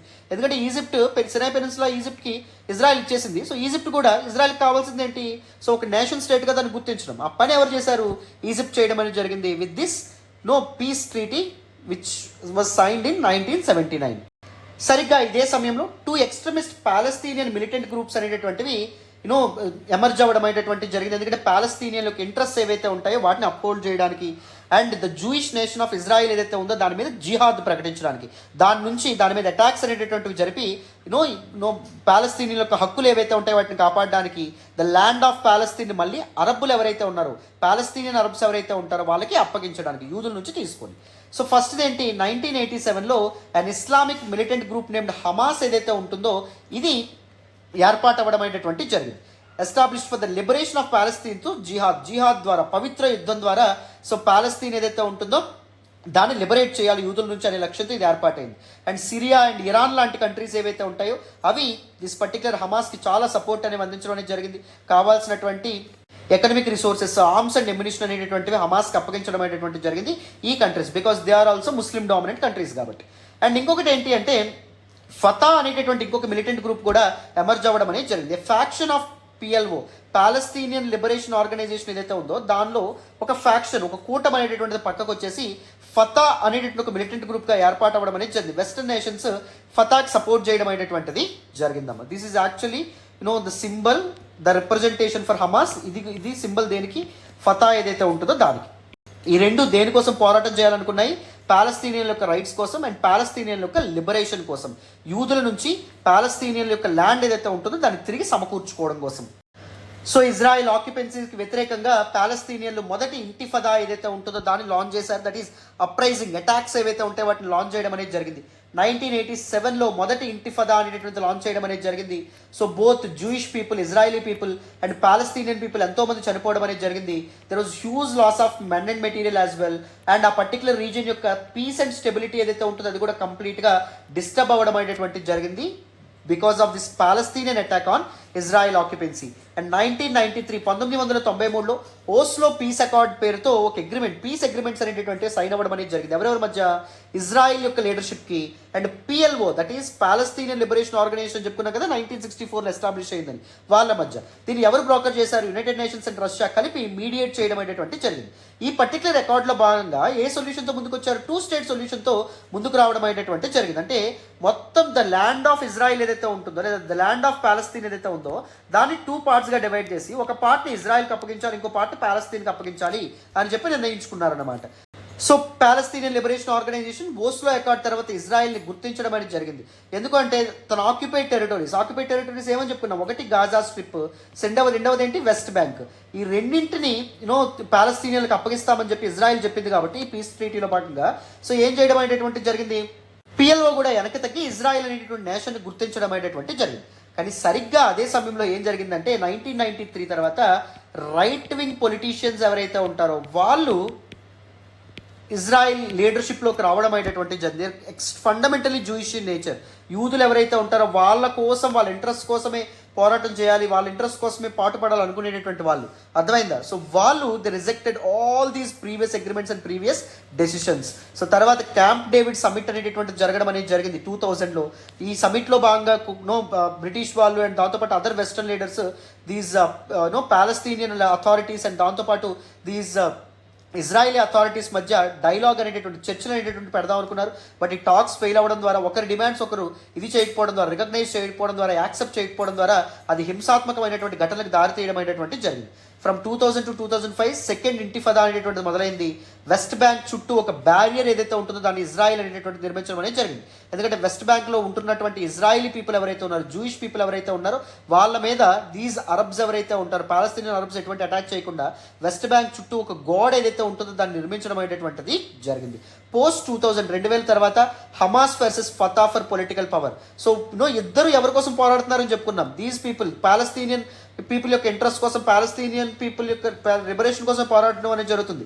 హమాస్కి అండ్ ఫతాకి మధ్య పొలిటికల్ పవర్ ఏదైతే ఉంటుందో, పొలిటికల్ పవర్ కోసం కాన్ఫ్లిక్ట్స్ ఏవైతే ఉన్నాయో మొదలవ్వడం అనేది జరిగింది. సో ఇంటర్నల్ కాన్ఫ్లిక్ట్స్ కారణంగా గాజా స్ట్రిప్ని ఏదైతే ఉంటుందో దాన్ని హమాస్ కంట్రోల్ చేయడం మొదలుపెట్టింది. వేరాజ్ వెస్టర్న్ బ్యాంక్లో ఉన్నటువంటి పాలస్తీనియన్ సెటిల్మెంట్స్ని ఫతా ఏదైతే ఉంటుందో తన కంట్రోల్లోకి తెచ్చుకోవడం అనేటువంటి జరిగింది. వీళ్ళ మధ్య ఐకమత్యం లేకపోవడం వల్ల కూడా దిస్ కాన్ఫ్లిక్ట్ ఏమాత్రం ముందుకు రాలేదన్నమాట. 2011లో Palestinian rivals Fatah and Hamas signed a reconciliation pact, ఒక అగ్రిమెంట్ అనేటువంటి సైన్ చేసుకున్నారు. ఈ అగ్రిమెంట్లో భాగంగా గాజా స్ట్రిప్ ఏదైతే ఉంటుందో ఈ చివరి ఉందని చెప్పుకున్నాం కదా సినై పెనిన్సులా పక్కన, ఇది ఎవరి దగ్గరికి వెళ్ళింది, హమాస్ దగ్గరికి వెళ్ళడం అనేది జరిగింది. వేరాజ్ దిస్ పర్టికులర్ ఇదేదైతే ఉందో వెస్ట్ బ్యాంక్ ఏదైతే ఉందో ఇది ఫతా దగ్గరికి వెళ్ళడం అనేటువంటి జరిగింది. ఈ హమాస్ వాళ్ళు ఏమంటారు అంటే ఎంటైర్ ల్యాండ్ ఆఫ్ ఇజ్రాయిల్ ఏదైతే ఉందో అది పాలస్తీనియన్కి రావాలంటారు. ఈ ఫతా పీపుల్ ఎవరైతే ఉంటారో వాళ్ళు టూ నేషన్ కాన్సెప్ట్ సపోర్ట్ చేయడం అనేటువంటి జరుగుతుంది. These Hamas people are completely extremist in nature. అంటే ప్రాక్టికల్గా లేనటువంటి సొల్యూషన్ కోసం ఎప్పుడు పోరాటం చేస్తూ ఉంటారు. అందుకే దిస్ పర్టికులర్ ఇజ్రాయిల్ ఎప్పుడు హమాస్కి వ్యతిరేకంగా గాజా స్ట్రిప్ ఏదైతే ఉందో ఇక్కడ ఐరన్ ఫిస్ట్ పాలసీతో ముందుకు రావడం అనేది జరిగింది. అంటే కంప్లీట్గా దీన్ని బ్లాకేడ్ చేస్తుంది అనమాట. ఎటువంటి రిసోర్సెస్ కానీ లేకపోతే ఎటువంటి గూడ్స్ కానీ సర్వీసెస్ కానీ గాజా స్ట్రిప్కి చేరకుండా, సో దట్ ఆ ఆకలితో అలమటించి వాళ్ళు తగ్గొస్తారు అని చెప్పి దీన్ని ఐరన్ ఫిస్ట్ పాలసీ అంటాం. కంప్లీట్గా నిర్బంధించేయడం అనేది జరుగుతుంది. ఎవరు అంటే ఇజ్రాయిల్. అర్థమైందా? సో ఇప్పుడు హమాస్ వాళ్ళే ఏం చేయడం అనేది జరిగింది, ఇజ్రాయలీ ల్యాండ్ మీదకి 5,000+ ఎయిర్ స్ట్రైక్స్తో విరుచుకుపడడం అనేది జరిగింది. దీని కారణంగా 700+ పీపుల్ ఇజ్రాయలీ పీపుల్ చనిపోయారు. సో ఈవెన్ ఇజ్రాయలీ వాళ్ళు ఎవరైతే ఉంటారో వాళ్ళు కూడా అటాక్ చేయడం అనేది జరిగింది, తిరిగి రిటాలియేట్ చేయడం అనేది జరిగింది. దీని కారణంగా 450+ పాలస్తీనియన్ పీపుల్ చనిపోవడం అనేటువంటి జరిగింది. యుద్ధాల కారణంగా కామన్ పీపుల్ ఎవరైతే ఉన్నారో సామాన్య ప్రజలు ఎంతమందో ప్రాణాలు కోల్పోతున్నారు. వాటిని world nations and western nations గమనిస్తూ ఉండాలి. వీలైనంత త్వరగా సీజ్ ఫైర్ అనేటటువంటి జరిగేటటువంటి విధంగా, కాల్పుల విరమణ జరిగి యుద్ధం అనేటటువంటిది ఆగే విధంగా కృషి చేయాలన్నమాట. అర్థమైందా? నెక్స్ట్ చూడండి. మరి ప్రజెంట్ కంటెంటెస్ ఇష్యూస్ ఏంటి? పాలస్తీన్ ఏమడుగుతుంది అంటే withdrawal of Israel forces from ప్రీ-1967 బార్డర్స్. 1967 ముందు ఏవైతే టెరిటరీస్ పాలస్తీన్ అని చెప్పబడ్డాయో ఆ టెరిటరీస్ అనేటటువంటి పాలస్తీన్కి అప్పగించాలి. అక్కడ నుంచి ఇజ్రాయెల్ ఫోర్సెస్ ఏవైతే ఉంటాయో విత్డ్రా అవ్వాలి, బయటికి రావాలి అని చెప్పి పాలస్తీన్ అంటుంది. దీనికి ఇజ్రాయెల్ ఒప్పుకుంటుందా అంటే ఒప్పుకోవట్లేదు. అదొకటి. And expansionist policy of Israel. Already over the time Israel ఎలా చాలా టెరిటరీస్ని తన కంట్రోల్లో పెట్టుకుందో నేను చెప్పడం అనేటువంటి జరిగింది. ఇజ్రాయెల్ చాలా ఎక్స్పాన్సిస్ట్ పాలసీతో ముందుకెళ్ళడం అనేది జరిగింది. అండ్ దాంతోపాటు with support from the west, ముఖ్యంగా యూఎస్ సపోర్ట్తో, అండ్ దాంతోపాటు ఐరన్ ఫిస్ట్ పాలసీతో ముందుకు రావడం అనేది జరిగింది. పాలస్తీనియల్ని నిర్బంధించేయాలి, పాలస్తీనియల్కి ఎటువంటి దారి దొరకకుండా చేయాలనేటువంటి ఇజ్రాయెల్ ధోరణి ఏదైతే ఉందో అది కూడా ఈ ఇష్యూ కారణం అవ్వడం అనేది జరిగింది. Palestinian refugee crisis. So majority of the territories Israel తన కంట్రోల్లో పెట్టుకుంటా ఉంటే పాలస్తీనియన్లు ఎవరైతే ఉన్నారో చిన్న గాజా స్ట్రిప్ అండ్ వెస్ట్ బ్యాంక్లోని చిన్న చిన్న ప్రాంతాల్లో చిన్న చిన్న సెటిల్మెంట్స్లో బతకాల్సి వస్తుంది. మిగిలినటువంటి వాళ్ళు వేరే ప్రాంతాలకు తరలి వెళ్లాల్సిన పరిస్థితి ఏర్పడుతుంది శరణార్థుల కింద. So this particular refugee crisis కూడా పాలస్తీనియన్ల యొక్క ఆగ్రహానికి గురవడం అనేటటువంటి కారణం అవ్వడం అనేటటువంటి జరిగింది. The major issue is the issue of Jerusalem. ఇద్దరికీ జెరూసలేం కావాలి, పాలస్తీనియన్లకి జెరూసలేం కావాలి, వేరే జూయిష్ పీపుల్ ఎవరైతే ఇజ్రాయెల్ పీపుల్ ఎవరైతే ఉంటారో వాళ్ళకి జెరూసలేం కావాలి. ఎందుకు? Historically Jerusalem has been considered as most sacred places for all the Abrahamic religions. 3 Abrahamic religions ఉంటాయి. One is Christianity, second one is Islam, third one is Judaism. యూదులు ఎవరైతే ఉన్నారో, జూస్ ఎవరైతే ఉంటారో వీళ్ళకి కూడా. సో దిస్ పర్టికులర్ జెరూసలేం అనేటటువంటిది పవిత్రమైనటువంటి స్థలం. ఎందుకంటే ఇవి అబ్రహామిక్ రిలీజియన్స్ అని ఎందుకంటారు? Because they trace their origins to their mythical forefather Abraham. Abraham అనేటటువంటి వ్యక్తి మా ఫోర్ ఫాదర్ అని చెప్పి వీళ్ళు అనుకోవడం అనేది జరిగింది. Abraham is actually from Mesopotamia, ముఖ్యంగా బాబిలోనియా అని చెప్పుకున్నాం కదా, అక్కడ నుంచి వచ్చినటువంటి వ్యక్తి అనమాట. So these 3 religions are monotheistic religions. Abrahamic religions monotheistic రిలీజియన్స్గా మనం చెప్తాం. సో జెరూసలేంలో ఈ ముగ్గురికి సంబంధించినటువంటి సాక్రెడ్ ప్లేసెస్ ఉన్నాయి. For example dome of the rock అనేటటువంటి ప్లేస్ చూడండి. దిస్ పర్టికులర్ ప్లేస్ ఏదైతే ఉందో this total area is actually called temple mount అంటారు, లేదా అల్ హరామ్ అల్ షరీఫ్ అంటారు. అంటే ఒక హైట్లో ఒక ఎలివేషన్లో ఉన్నటువంటి ప్లేస్ అనమాట. దానిలో ఉన్నటువంటి డోమ్ ఆఫ్ ద రాక్ చూడండి, it is very very sacred to Jewish people. యూదులు ఎవరైతే ఉంటారో వాళ్ళకి. ఈ అలక్సా మాస్క్ చూడండి, ఇది ఎవరికి ఎక్కువ పవిత్రమైనటువంటి స్థలం అంటే ఇస్లామిక్ పీపుల్ ఎవరైతే ఉంటారో వాళ్ళకి పవిత్రమైన స్థలం. ఎవరు జెరూసలేం మీద కోల్పోవాలని చెప్పి అనుకోవట్లేదు, ఎవరు కాంప్రమైజ్కి రావట్లేదు. అందుకే ఇష్యూ అనేటటువంటి నెవర్ ఎండింగ్గా మారడం అనేది జరిగింది, ఫర్ ఎవర్ కంటిన్యూ అవుతూ వస్తుందన్నమాట. అర్థమైందా?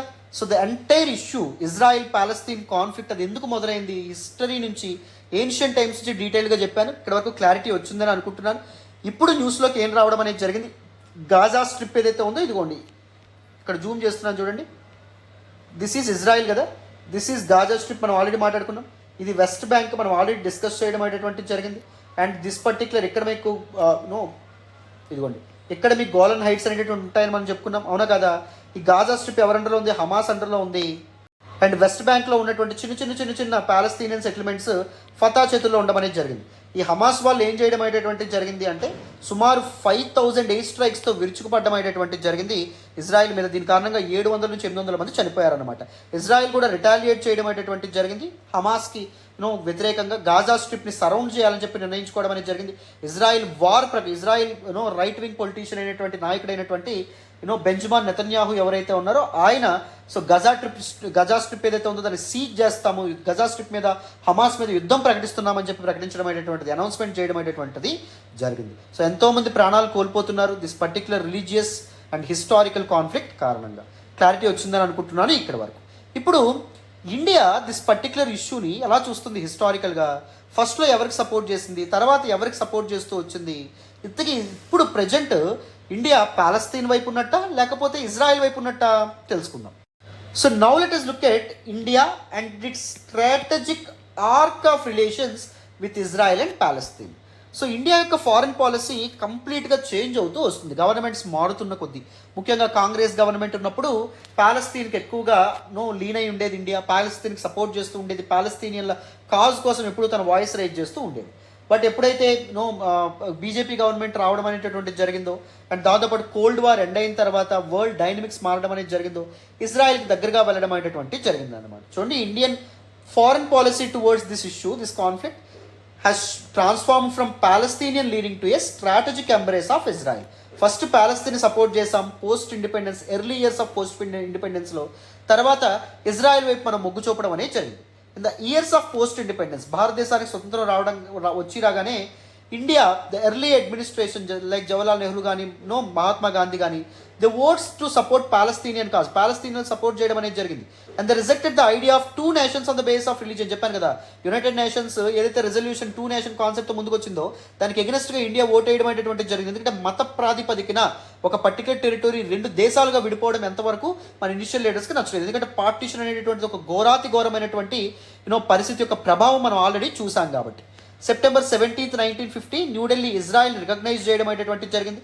ఎందుకంటే other Muslim countries like Turkey కానీ లేకపోతే ఇరాన్ కానీ ఇవి ఇజ్రాయెల్ని ఆల్రెడీ రికగ్నైజ్ చేశాయి కాబట్టి మేము కూడా రికగ్నైజ్ చేస్తున్నామని చెప్పి ఇజ్రాయెల్ని ఒక కొత్త నేషన్గా రికగ్నైజ్ చేయడం అనేది జరిగింది. January 10, 1975 1975 జనవరి 10న ఇండియా రికగ్నైజ్డ్ పిఎల్ఓ, ఇప్పుడు పాలస్తీనియన్ లిబరేషన్ కోసం పోరాడుతున్నటువంటి టెర్రరిస్ట్ ఆర్గనైజేషన్ పిఎల్ఓని కూడా రికగ్నైజ్ చేయడం అనేది జరిగింది. ఎలాగా? As a sole and legitimate representative of the Palestinian people. Palestine people ఎవరైతే ఉన్నారో వాళ్ళకి అథారిటీ ఎవరైనా ఉన్నారంటే వాళ్ళు ఓన్లీ పిఎల్ఓ మాత్రమే అనే విధంగా పిఎల్ఓకి సపోర్ట్ చేయడం అనేది జరిగింది. అండ్ దాంతోపాటు పిఎల్ఓ యొక్క డిప్లొమాటిక్ స్టేషన్స్ని మన ఇండియాలో పెట్టుకునేందుకు కూడా మనం అనుమతి ఇవ్వడం అనేది జరిగిందన్నమాట. Under Indira Gandhi and Rajiv Gandhi government టైంలో కూడా సో పాలస్తీనియన్గా సపోర్ట్ చేయడం అనేది జరిగింది, పాలస్తీనియన్ కాజ్కే సపోర్ట్ చేయడం అనేది జరిగింది, పిఎల్ఓకే మనం ఎక్కువగా సపోర్ట్ చేయడం అనేటువంటిది జరిగింది.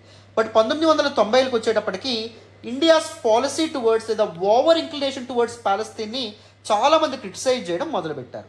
ఎందుకు? ఇండియా ముందు ఫేస్ చేసినటువంటి చాలా కాన్ఫ్లిక్ట్స్లో అరబ్ కంట్రీస్ ఏవైతే ఉంటాయో అవన్నీ ఇండియాకి ఎగ్నెస్ట్గా ఉన్నాయి. ఫర్ ఎగ్జాంపుల్ 1962లో ఇండియాకి చైనాకి జరిగినటువంటి యుద్ధంలో అరబ్ వరల్డ్ అంతా ఏం చేసింది? చైనాకి సపోర్ట్ చేయడం అనేది జరిగింది. అండ్ దాంతోపాటు 1971లో ఇండియాకి పాకిస్తాన్కి, ముఖ్యంగా బంగ్లాదేశ్ లిబరేషన్ వార్ ఏదైతే జరిగిందో, బంగ్లాదేశ్ ఏర్పడడం అనేది జరిగింది ఈ వార్ తర్వాత, ఆ సమయంలో కూడా అరబ్ వరల్డ్ పాకిస్తాన్కి సపోర్ట్గా ఉండడం అనేటటువంటిది జరిగింది. అండ్ దానికంటే ముందు 1965లో ఇండియాకి పాకిస్తాన్కి జరిగినటువంటి యుద్ధంలో కూడా అరబ్ కంట్రీస్ పాకిస్తాన్కి తమ తోటి ముస్లిం నేషన్స్ అయినటువంటి పాకిస్తాన్కి సపోర్ట్ చేస్తూ ఉండడం అనేది జరిగింది. వేరే ఇజ్రాయెల్ ఏం చేసింది? మనకి ఈ కాన్ఫ్లిక్ట్స్లో కూడా 1965లో మనకు ఆర్మ్స్ అండ్ అమ్యునిషన్ ఇచ్చింది, 1962లో మనకు మంచిగా ఆయుధాలు అనేటువంటి అందించడం అనేది జరిగింది, టెక్నాలజీ అనేటువంటిది కూడా అందించడం అనేది జరిగింది, మన ఎయిర్ ఫోర్స్కి చాలా సపోర్ట్ చేయడం అనేది జరిగింది. అందుకే క్రిటిక్స్ ఏమంటారంటే మీరు అసలు ఏం చేస్తున్నారు? ఇజ్రాయెల్ మనకు ఒకవైపు సపోర్ట్ చేస్తుంటే మీరు ఇజ్రాయెల్కి మన సపోర్ట్ అనేటటువంటిది అందించకుండా పాలస్తీనియన్ కాజ్కి అరబ్ పీపుల్ ఎవరైతే ఉంటారో అరబ్ కంట్రీస్ సపోర్ట్ ఇస్తారేంటి? అది ఎంతవరకు కరెక్ట్ అని చెప్పి క్రిటిసైజ్ చేయడం అనేటువంటిది జరిగిందన్నమాట. అర్థమైందా? బట్ ఇండియాకి రీజన్ అనేది ఉంది. కాంగ్రెస్ ఎప్పుడు Gandhian principle of peaceful cooperation and coexistence follow అయ్యేదన్నమాట. సో తన యొక్క అన్ని పాలసీస్లో, అన్ని డెసిషన్స్లో. సో పాలస్తీనియన్స్ ఎవరైతే ఉన్నారో వాళ్ళ మీద ఐరన్ ఫిస్ట్ పాలసీ అండ్ దాంతోపాటు పాలస్తీనియన్లు ఎవరైతే ఉన్నారో వాళ్ళ మీద pure aggressive policy Israel follow అవుతుందని చెప్పి పీస్ఫుల్ కోఆపరేషన్ అండ్ కోఎగ్జిస్టెన్స్కి అలైన్ చేస్తూ ఇండియా ఏం చేసింది, పాలస్తీనియన్లకు సపోర్ట్ చేస్తుంది, అది వేరే విషయం. కానీ మనం ఇండియా ఎలా చూడాలి, రియలిజం అనేటటువంటిది ఫాలో అవ్వాలి. సో ప్రాక్టికల్గా ఉండాలి, ఎవరు సపోర్ట్ చేస్తే వాళ్ళకే సపోర్ట్ చేయాలి. అప్పుడే మన కంట్రీ యొక్క లార్జర్ పబ్లిక్ ఇంట్రెస్ట్ ఏదైతే ఉంటుందో అది అండర్మైన్ అవ్వకుండా సేఫ్ గార్డ్ అవ్వడం అనేది జరుగుతుంది, అవునా కాదా? సో అది కాంగ్రెస్ చేసిన మిస్టేక్ అని చెప్పి ఎంతోమంది క్రిటిక్స్ చెప్పారనమాట. 1990లో 2 ఇంపార్టెంట్ థింగ్స్ జరిగినాయి. డొమెస్టిక్ ఈవెంట్ ఏంటి అంటే ఇండియన్ పాలిటిక్స్లో బీజేపీ ఒక పవర్ఫుల్ ఫోర్స్గా ఎదగడం అనేటటువంటిది జరిగింది, BJP as a right wing political party. And second important event ఏంటి అంటే యుఎస్ఎస్ఆర్, సోవియట్ యూనియన్ ఏదైతే ఉందో అది కొలాప్స్ అవ్వడం అనేటువంటిది జరిగింది, కంప్లీట్గా డిసింటిగ్రేట్ అవ్వడం అనేటటువంటిది జరిగింది. యుఎస్ఎస్ఆర్ కొలాప్స్ తర్వాత ఇండియా తన ఫారెన్ పాలసీని కంప్లీట్గా మార్చుకోవాల్సి రావడం అనేది జరిగింది. యునైటెడ్ స్టేట్స్ ఆఫ్ అమెరికా యొక్క ఎలైస్ ఎవరైతే ఉంటారో, సో కోల్డ్ వార్లో వరల్డ్ బైపోలర్ అయి ఉండేది, ఎవరికి, యుఎస్ఏ అండ్ యుఎస్ఎస్ఆర్కి. మన ఇండియా మధ్యలో ఉండేది నాన్ అలైన్మెంట్. చాలా కంట్రీస్, కొన్ని కంట్రీస్ యూఎస్ఏకి సపోర్ట్ చేసినాయి, కొన్ని కంట్రీస్ యుఎస్ఎస్ఆర్ సపోర్ట్ చేసినాయి, కొన్ని కంట్రీస్ నాన్ అలైన్డ్గా ఉండేవి. మన ఇండియా లాంటి కంట్రీస్ నాన్ అలైన్డ్గా ఉన్నప్పటికీ ఎక్కువగా మనం సపోర్ట్ యుఎస్ఎస్ఆర్కి ఇచ్చాం. యుఎస్ఎస్ఆర్ నుంచి మనం చాలా ఇన్స్పిరేషన్ తీసుకున్నాం. On the lines with USSR మనం సోషలిస్ట్ గవర్నమెంట్ని ఏర్పాటు చేసుకుందాం అనుకున్నాం. On the lines with USSR మనం ల్యాండ్ రిఫార్మ్స్ ఏవైతే ఉంటే వాటిని తీసుకురావడం అనేది జరిగింది. ఆన్ లైన్స్ విత్ యుఎస్ఎస్ఆర్ మనం 5-year ప్లాన్స్ ఏదైతే ఉంటుందో వాటిని తీసుకురావడం అనేటువంటిది జరిగింది, right? So Nehruvian mode of administration is largely influenced by USSR and their policies, అవునా కదా, రైట్? సో యూఎస్ఎస్ఆర్ మనం దీనిగా ఉండమని చెంది. బట్ ఎప్పుడైతే యూఎస్ఎస్ఆర్ కొలాప్స్ అయిపోయిందో, డిసింటిగ్రేట్ అయిందో, ఇండియాకి ఎటో తోచలేని పరిస్థితి. సో అప్పుడు ఇండియా ఏం చేస్తుంది, యూఎస్ఏ అండ్ దాంతోపాటు యూఎస్ఏ ఎలైస్ ఏవైతే ఉంటే వాటికి దగ్గర అవ్వాలనే ప్రయత్నం చేసింది. అందుకే ఆ సమయంలో ఇండియా లుక్ ఈస్ట్ పాలసీతో ముందుకు రావడం అనేది జరిగింది. ఒక్కసారిగా మనం వెంటనే యూఎస్ఏ పంచకు చేరిపోయి యూఎస్ఏ మీరు నేను ఫ్రెండ్స్ అంటే ఇండియా యొక్క ఏం పోతుంది, క్రెడిబిలిటీ పోతుంది తప్పకుండా. అందుకే డైరెక్ట్గా యూఎస్ఏకి దగ్గర అవ్వకుండా యూఎస్ఏ యొక్క ఎలైస్ ఏవైతే ఉంటాయి, ముఖ్యంగా సౌత్ ఈస్టర్న్ ఎలైస్, ఇండోనేషియా కానీ లేకపోతే వియత్నాం కానీ లేకపోతే అదర్ ఎలైస్ ఏవైతే ఉంటాయో, జపాన్ కానీ, వీటన్నిటికీ దగ్గర అయ్యే ప్రయత్నం చేసింది. అండ్ దాని తర్వాత అదర్ ఎలైస్ అయినటువంటి యూఎస్ఏకి అదర్ ఎలైస్ అయినటువంటి ఇజ్రాయిల్ ఏదైతే ఉందో దాని వైపు కూడా ముందుకెళ్ళడం అనేటువంటి జరిగింది. There was ground shift in India's policy towards ఇజ్రాయిల్కి బలంగా దగ్గరైంది. 1992లో ఫుల్ డిప్లొమాటిక్ టైస్ విత్ ఇజ్రాయిల్తో ఫుల్ డిప్లొమాటిక్ టైస్ ఎస్టాబ్లిష్ చేయడం అనేది జరిగింది. ఇజ్రాయిల్ కూడా అది మనకు ఆ డిప్లొమాటిక్ టైస్ ఎస్టాబ్లిష్ చేయడం మనకు చాలా హెల్ప్ అయింది. కార్గిల్ వార్ సమయంలో మన ఎయిర్ ఫోర్స్కి ఇజ్రాయిల్ చాలా సపోర్ట్ చేయడం అనేటువంటి జరిగింది, చాలా బలంగా మన పక్షాన్ని నిలబడడం అనేటువంటి జరిగింది. And in the last decade India deepened its ties with ఇజ్రాయిల్తో చాలా దగ్గర అవ్వడం అనేది జరిగింది. 2017లో నరేంద్ర మోడీ గారు ఇజ్రాయిల్కి వెళ్ళడం అనేటటువంటిది కూడా జరిగింది. సో హైయెస్ట్ లెవెల్ మీటింగ్ అనేటటువంటిది కూడా కండక్ట్ చేయడం అనేటువంటిది జరిగింది. ఈవెన్ ప్రెజెంట్ హమాస్ ఏదైతే ఉందో, హమాస్ మనకి ఇజ్రాయెల్ మీద దాడి చేసినటువంటి ఘటనని ఒక టెర్రరిస్ట్ అగ్రెషన్గా నరేంద్ర మోడీ గారు ప్రకటించడం అనేటువంటి జరిగింది. Of course ministry of external affairs వాళ్ళ నుంచి ఎటువంటి అఫీషియల్ స్టేట్మెంట్ రానప్పటికీ నరేంద్ర మోడీ గారు మాత్రం ట్విట్టర్లో ఈ పర్టికులర్ ఈవెంట్ ఏదైతే ఉందో దాన్ని టెర్రరిస్ట్ అగ్రెషన్గా, టెర్రరిస్ట్ యాక్ట్గా కన్సిడర్ చేస్తూ దీన్ని కండెమ్ చేయడం అనేటువంటి జరిగింది బలంగా. అర్థమైందా? సో ప్రెజెంట్ మన స్టేటస్ ఏంటంటే India is aligning very closely with Israel. చూసారా, గవర్నమెంట్స్ మారుతున్న కొద్దీ ఫారెన్ పాలసీస్ అనేవి అలా మారుతున్నాయి. ఫారెన్ పాలసీస్ ఏవైతే ఉంటే అవి ఎప్పుడు డైనమిక్గా ఉండడం అనేది జరుగుతుంది. ఇంతకీ ఫారెన్ పాలసీ అంటే ఏంటి? పాలసీ అంటే సింపుల్ అమ్మ, strategy. The strategy that governs our foreign relations. So ఇతర దేశాలతో మన రిలేషన్స్ని గవర్న్ చేసేటువంటి స్ట్రాటజీని మనం ఫారెన్ పాలసీ అంటాం. అంటే ఏ కంట్రీని మనం ఫ్రెండ్గా చేసుకోవాలి, ఏ కంట్రీస్కి బాగా దగ్గర అవ్వాలి, ఏ కంట్రీస్కి మనం ఎగనెస్ట్గా ఉండాలి, ఇవన్నీ చెప్పేటటువంటి స్ట్రాటజీని ఫారెన్ పాలసీ అంటాం. సో కాంగ్రెస్ గవర్నమెంట్లో ఫారెన్ పాలసీ ఎలా ఉండేది? పాలస్తీన్కి దగ్గర అవ్వాలి, ఇజ్రాయెల్కి ఖండించాలని చెప్పి ఉండేది. బట్ ఎప్పుడైతే బీజేపీ గవర్నమెంట్ వచ్చిందో లాస్ట్ 1 decade లాస్ట్ 10 సంవత్సరాలుగా ఏం జరుగుతూ రావడం అనేటటువంటి జరుగుతుంది, ఇజ్రాయెల్కి మనం దగ్గర అవ్వడం అనేది జరుగుతుంది. Foreign policy is always dynamic. World పాలిటిక్స్కి చేంజ్ అవుతున్న కొద్దీ, లేకపోతే దేశాల యొక్క పరిస్థితులు చేంజ్ అవుతున్న కొద్దీ ఫారెన్ పాలసీలో కూడా సమూలమైనటువంటి మార్పులు వస్తాయని చెప్పడానికి ఇదొక నిదర్శనం. ఇంటర్నేషనల్ రిలేషన్స్ చాలా క్లాసులు మనం తర్వాత చెప్పుకుందాం. సో మీకు చాలా డీటెయిల్డ్గా, హోలిస్టిక్గా ప్రతిదీ అర్థమవుతుంది. అర్థమైందా? So this is all about Israel Palestine conflict and దాంతోపాటు India's changing arc of relations with Israel and Palestine. This is all about it నానా. సో అందరికీ the nuances of this conflict కూడా డీటెయిల్గా ఎక్స్ప్లెయిన్ చేశానని అనుకుంటున్నాను. మీరు వేరే వాళ్ళకు కూడా ఈ టాపిక్ని చెప్పగలుగుతారని అనుకుంటున్నాను. Thank you so much for all the support and all the love so far. మీకు మన క్లాసెస్ నచ్చుతున్నట్టయితే please do hit that big fat like button. Explanation ఎలా ఉందో కామెంట్ చేయండి. మీ ఫ్రెండ్స్ అండ్ ఫెలో ఆస్పిరెంట్స్ కూడా మన వీడియోస్ని షేర్ చేసే ప్రయత్నం చేయండి. Thank you so much for all the support and love so far. Thank you very much నాన్న. బాయ్ అమ్మా.